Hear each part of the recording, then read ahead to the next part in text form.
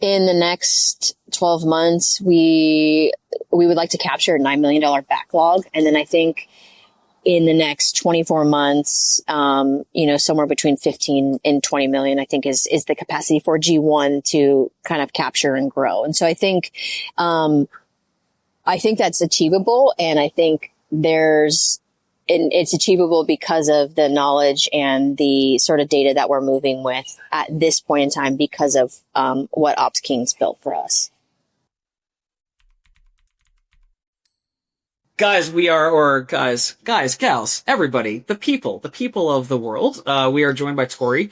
Torri, you would love to hear from you how you would introduce yourself. You are a titan of the construction industry. So tell, for the people that don't know G1, don't know Miha, don't know what you do. Tell us what you do so that everybody has some context as to the conversation. Sure, absolutely. So, my name is Torri Galaviz. I'm based in Atlanta, Georgia, and our portfolio of companies, we work within the federal construction space. So, it's a little bit more niche than commercial and residential, but essentially doing the same thing on military bases throughout the United States.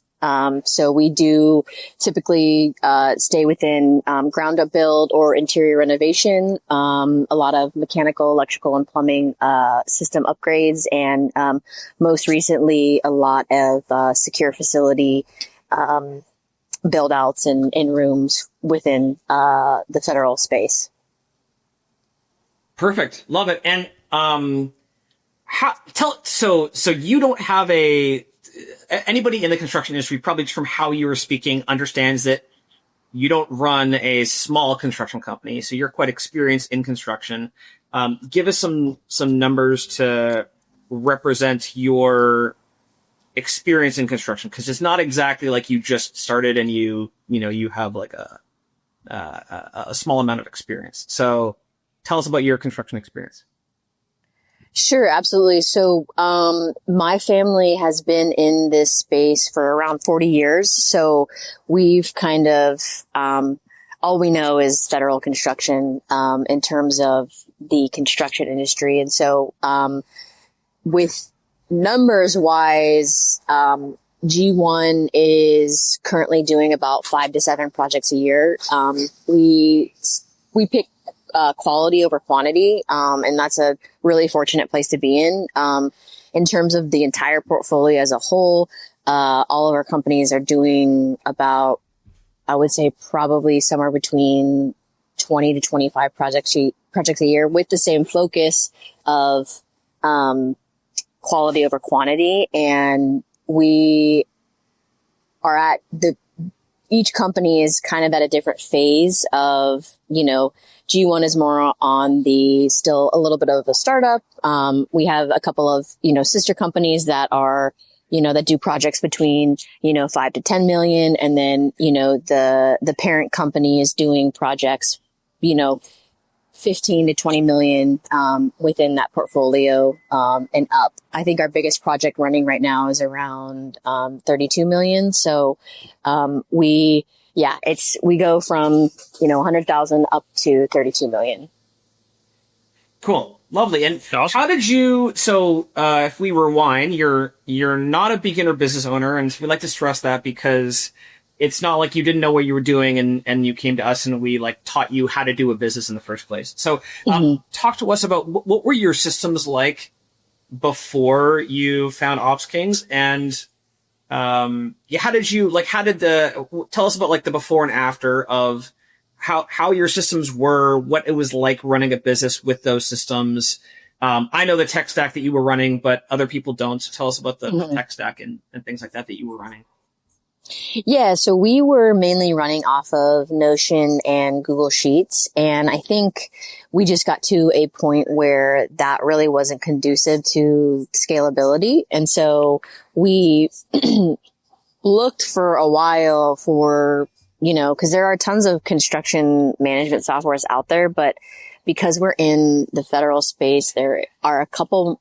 It's just a little bit more niche of what our needs are, as opposed to something like a Builder Trend or a Procore. And, so that's why we wanted to, build something that was going to work for us, that was going to be scalable, for as we start to grow.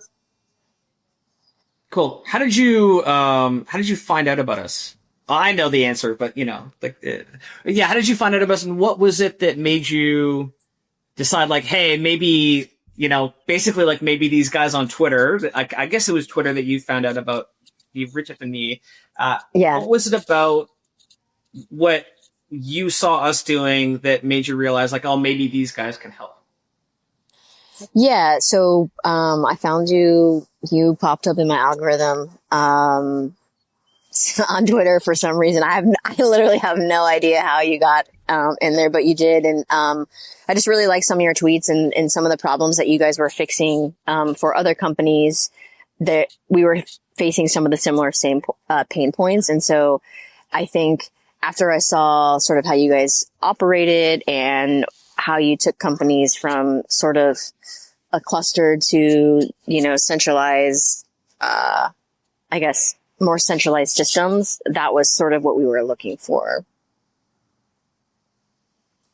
Awesome. What was the original, you mentioned pain points. Like, what resonated with you on those pain points? What pain points were you feeling sort of before, on that sort of old tech stack, before you sort of hired us?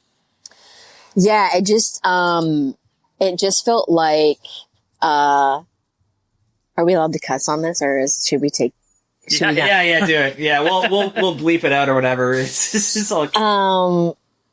So it felt, not to be too crass, but it felt like with our tech stack that we were using, it was kind of a clusterfuck, and there was just things all over the place that, as you start to scale a company, too many things were falling through the cracks, and we needed one centralized area where, everybody's workflows kind of, you outlined it like the manufacturer process of, this is step 1, this is step 2, and, rinse and repeat from there. And we just didn't have that. And between Notion and Google Sheets, we weren't ever going to be able to achieve what we wanted to with that tech stack.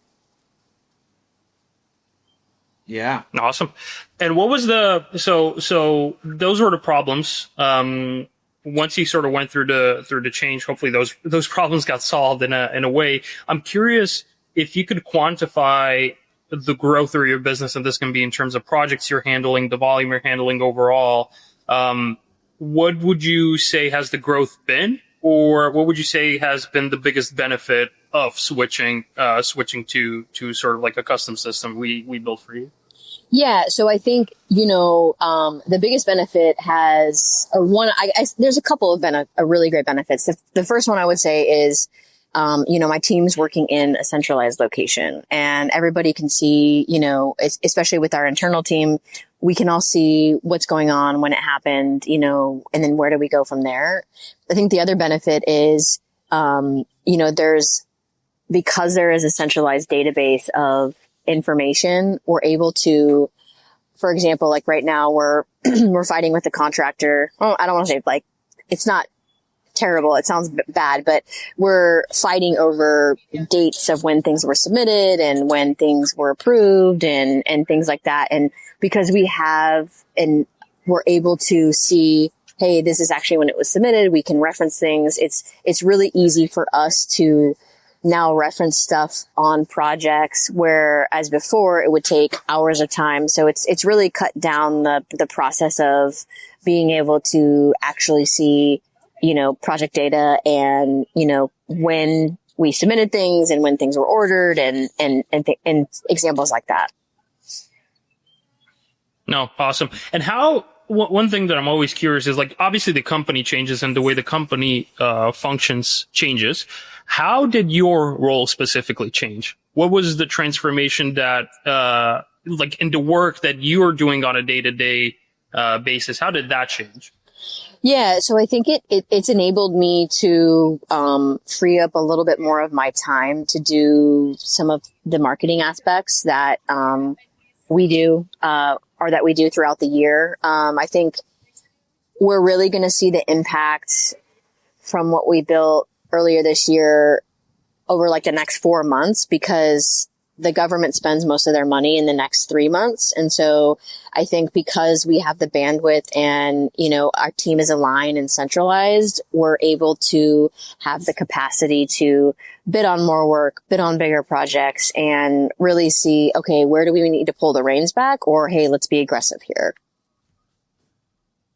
Yeah. What are you hoping for in terms of revenue, or some kind of what's the metric that you're hoping for next year that you now know that you have the capacity to hit?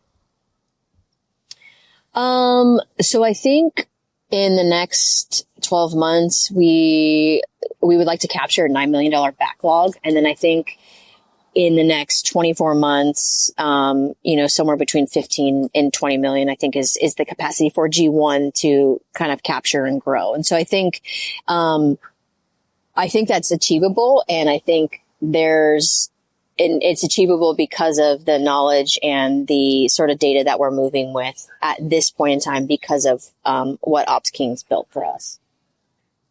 Yeah. And for context, what was when we started, I think it was 2024, what was the volume that you guys did in 2024? I'm just trying to understand the delta in between the two. Yeah. So we did about just under 4 million. So obviously that's a really aggressive growth to go from 4 to, try to capture a $9 million backlog. But we feel confident that because of the resources that we have and because of, the last 6 months of, clarity and building, this database out, we're able to kind of see where we can be aggressive and how we can capture that. Awesome. No, that's great. That's great. Ryan, you got? Yeah, I mean, I'm always interested. So obviously the development team, the tech team, did actually the work. It's not, I can't claim it for myself, but what were some of the favorite things that you saw, you have specifically, if people were in the construction industry and they're like, oh my God, I didn't know that was even possible. What are some specific things or some specific features that you have that you really like? I really like I've already mentioned this, but the kind of the database of being able to look at when things were submitted, because that's so crucial in what we do, especially when you're working with the government, is they'll try to come back and say, oh, well, we didn't get this, or, oh, we didn't get that. And being able to reference almost immediately of no, hey, this was sent here. Here's the, here's the receipt of it. Here's what was sent. It is, not only does it free up a lot of time for us and not having to go back and, redo things, but, it keeps things on schedule and, on track. And so, if we can finish projects early, that's always a bonus and a plus. So, I think that that will start to materialize more in the next 6 to 8 months of being able to be okay, cool. We're able to look at what was submitted, build the schedule, and then we're actually tracking, a month early, 2 months early, whatever it ends up being.